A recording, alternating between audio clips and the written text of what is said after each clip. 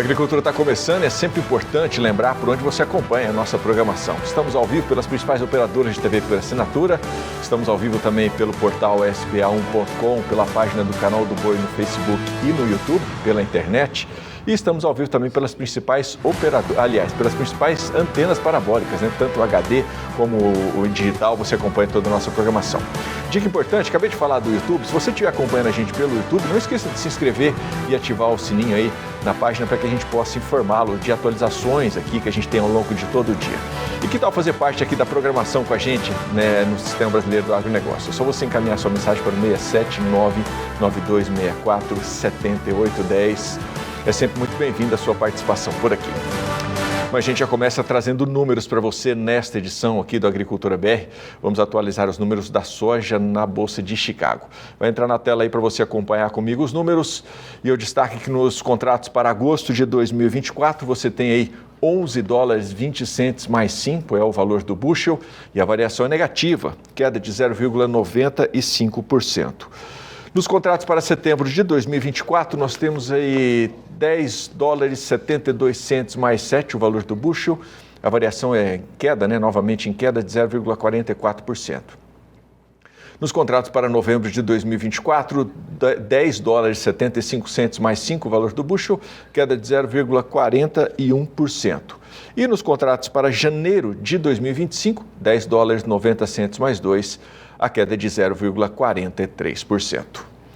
A gente atualiza agora os números para o mercado para o dólar, né? Você vai acompanhar comigo aí agora na tela, vai ser substituído esta tela aí, para que a gente traga para você os números relativos ao dólar. Então a gente está só aguardando a troca da tela aqui para a gente falar do mercado do dólar.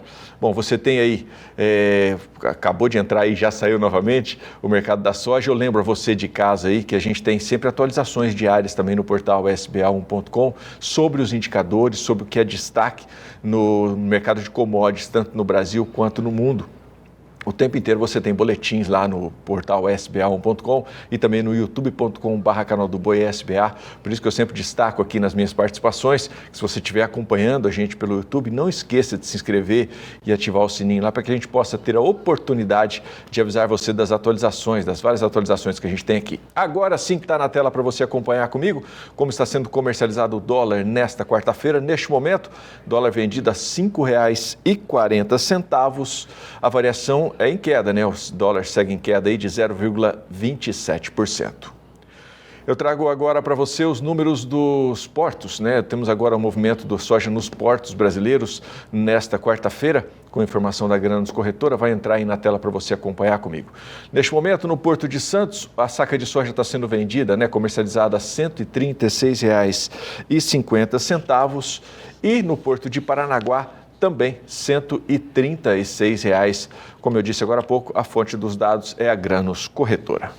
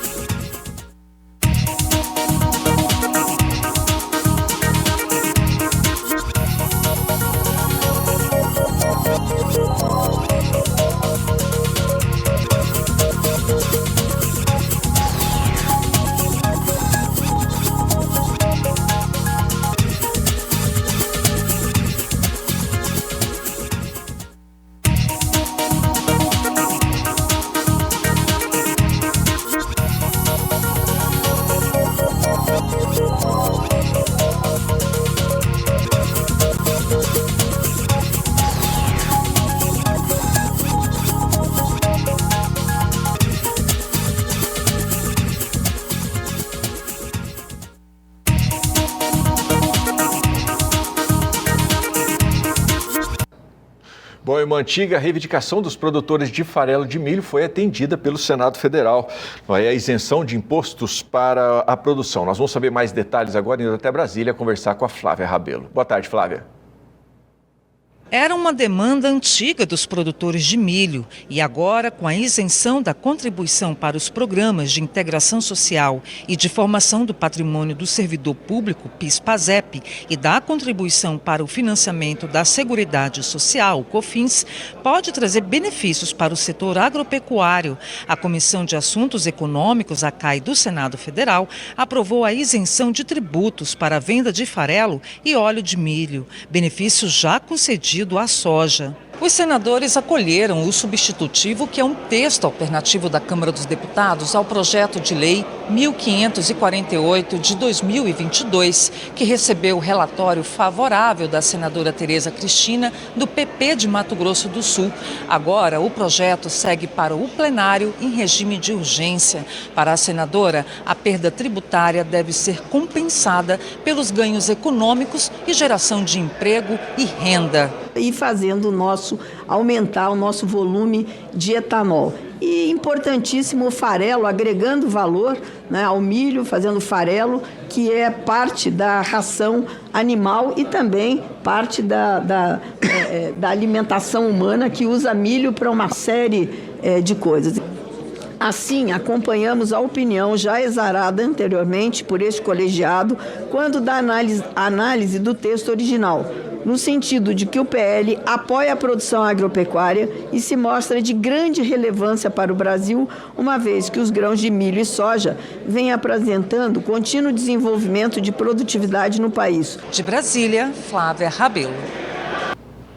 Bom, seguimos destacando os números aqui nessa edição do Agricultura BR. Você vai acompanhar comigo agora os números dos contratos para milho na B3.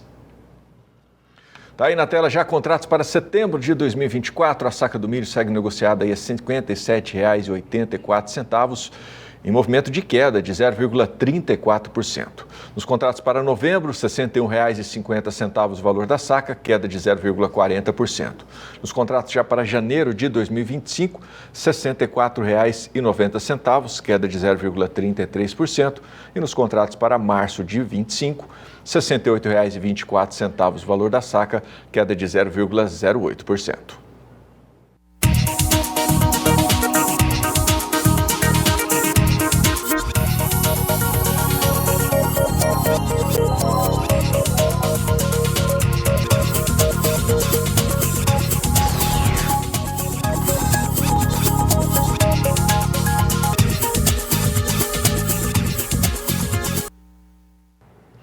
Bom, eu faço uma rápida paradinha aqui, primeiro intervalo comercial desta edição do Agricultura BR.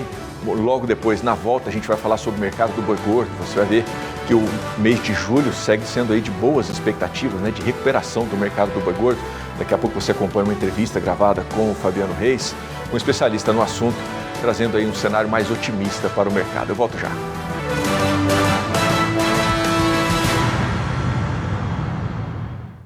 O assunto é boi gordo no Agricultura BR, é boi gordo no canal do Boi. Vamos falar de mercado, que é o nosso tema aqui no programa. E agora falando um pouco a respeito do comportamento das operações nas últimas semanas e principalmente a entrada no mês de julho. As últimas semanas de junho foram marcadas por alguma recuperação nos valores da arroba. É uma recuperação, não é um ganho. Eu nunca falo que é ganho porque o valor estava se recuperando, né? Ainda tem uma tendência de recuperação. Uma redução na oferta de animais para abate, ainda também de fêmeas, ainda que seja alta, ela teve uma redução também e uma ligeiro arrefecimento ali nos dias garantidos de abate. As escalas da indústria frigorífica brasileira foram reduzidas e entramos no mês de julho com expectativas melhores para o pecuarista. Vamos falar agora com o Iberville Neto, ele participa conosco ao vivo desta edição pela internet, participando aqui do canal do Boi, do Agricultura BR. Iberville, nós tivemos esse comportamento, há uma expectativa por parte do pecuarista, da pecuária brasileira melhor. Por outro lado, quando a gente anda aí pelo Mato Grosso, pelo Goiás, pelo Mato Grosso do Sul e parte do Paraná, a gente não está vendo pastagem. Pastagem está bastante difícil. Quais são as suas expectativas para esse mês de julho? Boa tarde, seja bem-vindo. Olá, Fabiano, boa tarde a todos. Fabiano, a nossa expectativa é de um mercado um pouco mais promissor, Como você bem ponderou, a gente está falando de uma recuperação de preços, a gente não está falando de altas frente sob uma perspectiva histórica.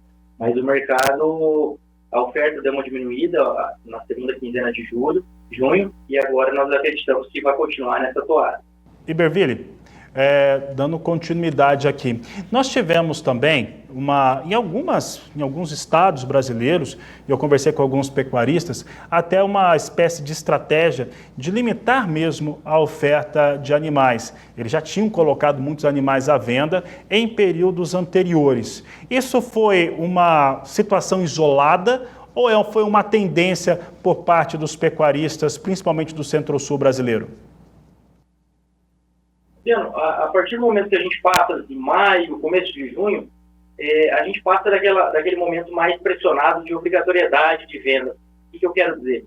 Aquele produtor que estava numa situação de pastagem mais apertada ou uma situação de caixa mais apertada, normalmente no começo da seca, ele acaba já vendendo esses animais, e com isso o gado que vai ficando já é de uma propriedade que está menos apertada, seja do ponto de vista de caixa, seja do ponto de vista de pastagem. Isso acaba dando um pouco mais de calma para esses produtores, até com a possibilidade de alguma retenção.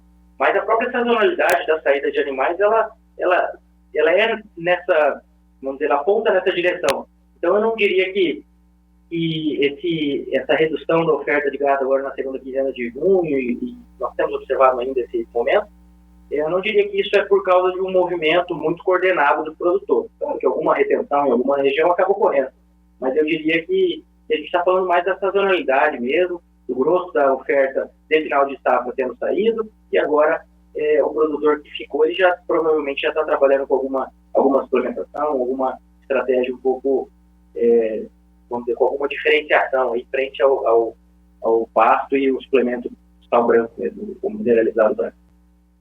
Iberville, com isso o mês de julho já começou com uma consolidação, pelo menos dos preços que foram praticados no final do mês de junho. Acho que isso ficou bastante claro.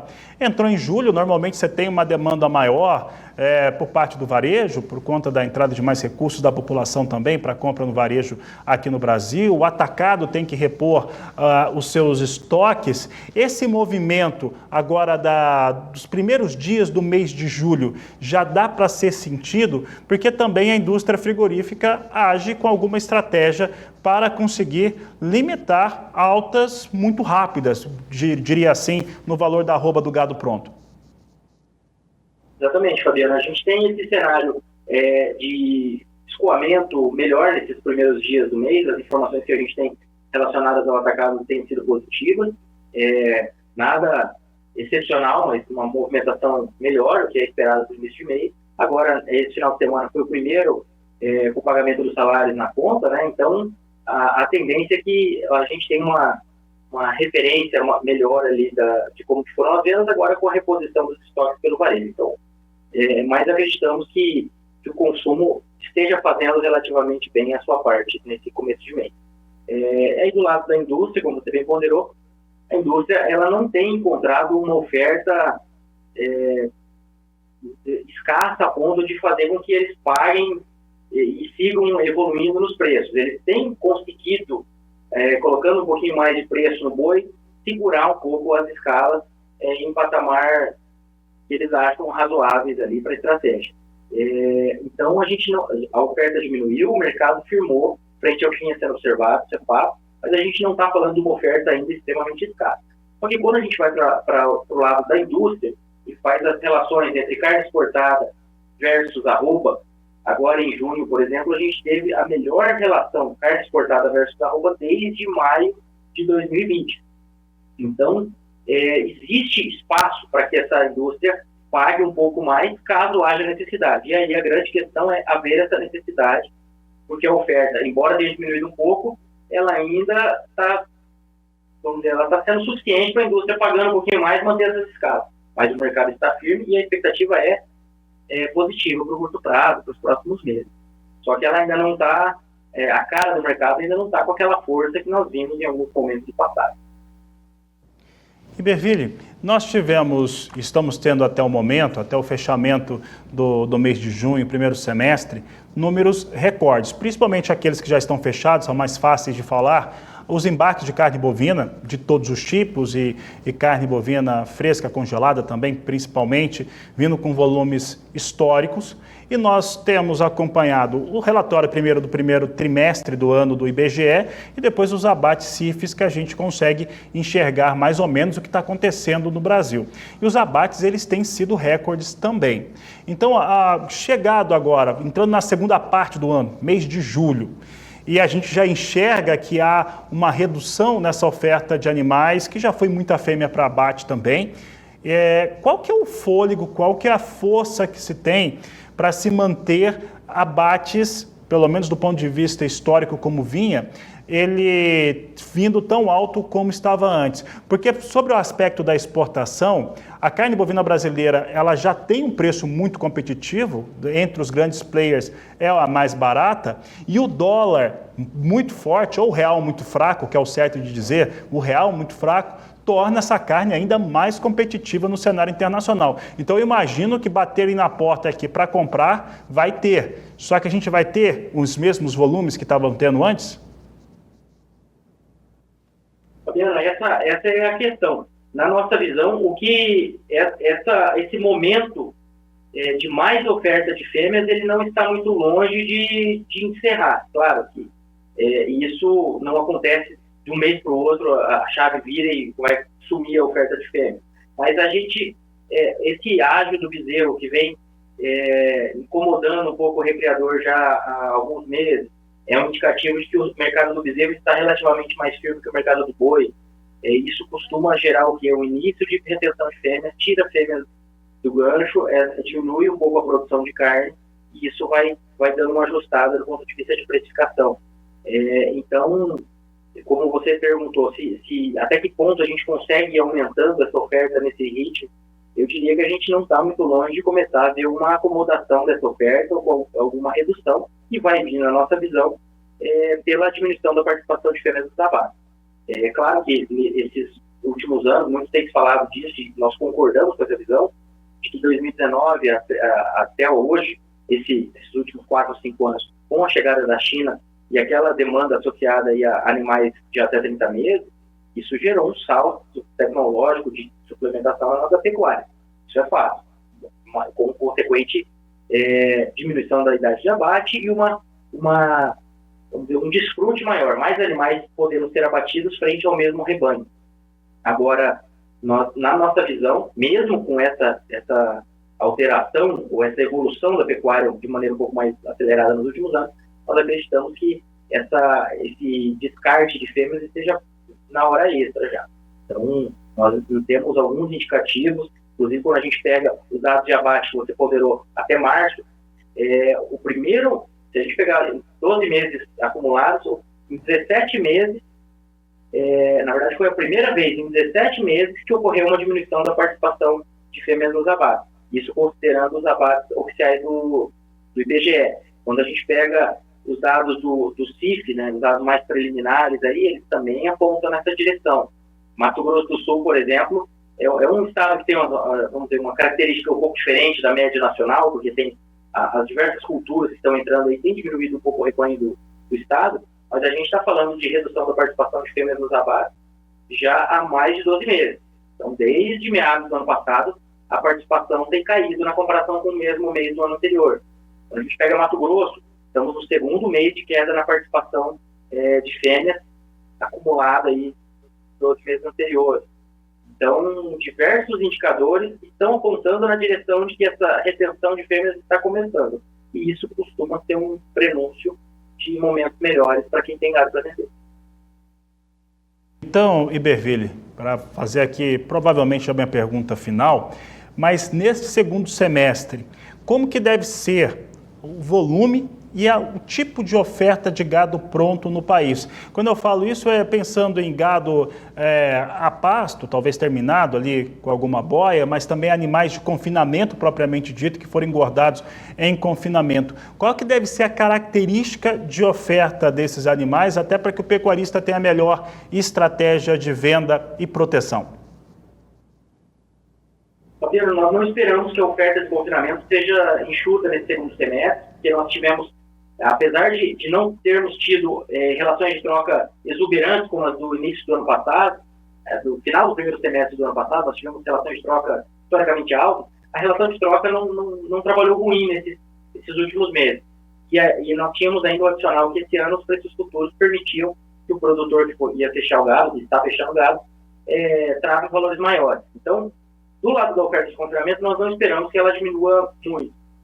Ou talvez até aumente um pouquinho, o próprio e-mail fala de algum aumento, mas vamos dizer, não é algo que deve ser o vetor de mudança da disponibilidade de gado na nossa visão. Na nossa visão, se essa retenção de fêmeas ela realmente se consolidar, ela que tem o potencial para dar uma alterada no mercado nessa reta final do ano. E aí a gente tem que ponderar, porque classicamente as fêmeas vão por gancho na primeira metade do ano, mas se a gente tiver uma retenção evoluindo, elas fazem falta também na segunda metade. Isso é importante a gente ponderar, porque muitas vezes a gente fala que a sazonalidade deixa os abates de fêmeas concentrados na primeira metade do ano, que é fácil, mas elas são relevantes também de julho a dezembro.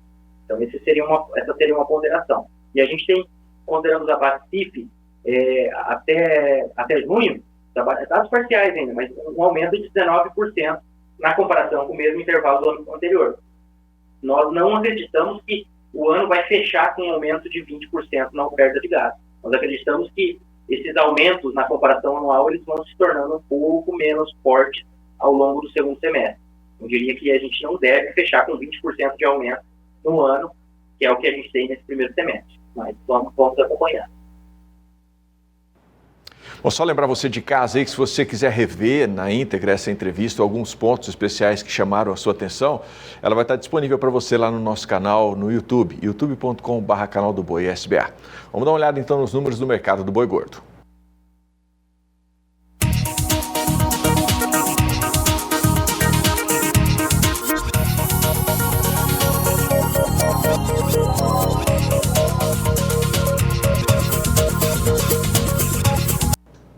Bom, e o frio deve permanecer na região centro-sul do Brasil.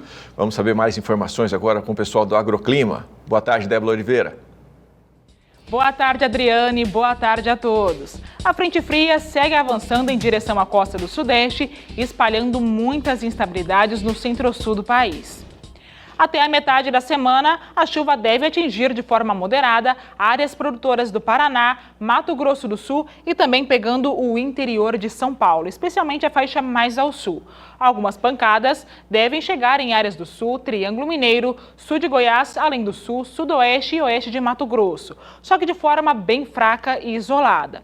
Ainda assim, pode provocar a paralisação momentânea nas atividades de colheita do milho segunda safra, cana-de-açúcar e também do café.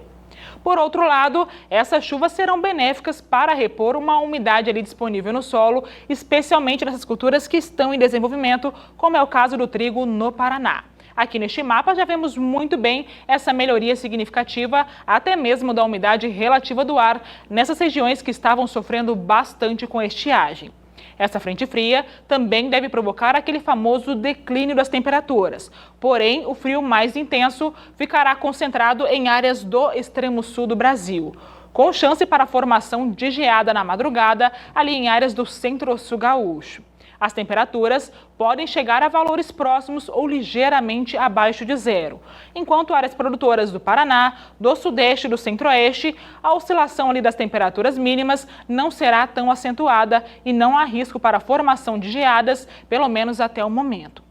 Na metade norte do Brasil, o padrão não deve mudar. As chuvas vão continuar mais intensas e também frequentes em áreas do extremo norte aí da região, pegando então o norte do Amazonas, Roraima, áreas litorâneas do Amapá e também do Pará. Também ali sobre a faixa leste do Nordeste, especialmente entre o litoral norte da Bahia e o litoral do Rio Grande do Norte. Entre o final da quinta-feira e o próximo final de semana, um novo sistema vai avançar pelo Brasil e provocar mais frio. Ou seja, virá acompanhado pelo ar frio, que deve provocar um declínio mais acentuado das temperaturas sobre o sul do Brasil, onde pode gear nas madrugadas de sábado e de domingo entre o interior gaúcho e o extremo sul do Paraná. Também deve ter um declínio mais moderado sobre as áreas do Sudeste e partes do Centro-Oeste, especialmente em Mato Grosso do Sul e São Paulo. A segunda quinzena de julho começará fria no centro-sul do Brasil, mas com baixo risco para ocorrência de geadas nas principais áreas produtoras com os cultivos ali mais suscetíveis, como é o caso da cana-de-açúcar, café e o milho segunda safra. Adriano, por hoje é isso, eu volto com você. Bom, e essa edição do Agricultura BR vai terminar daqui a pouquinho, né? Eu já estou me despedindo aqui, agradecendo a sua companhia, desejando uma ótima tarde de quarta-feira para você. Mas eu quero que você, antes da gente encerrar o programa aqui, você acompanhe aí tecnologias da Tecnoblock, que coloca à disposição no mercado aí suplementos em forma de blocos. E eu tive a oportunidade de ir lá na fábrica conhecer essa tecnologia italiana, feita com matéria-prima de muita qualidade brasileira. A gente se encontra amanhã. Até lá!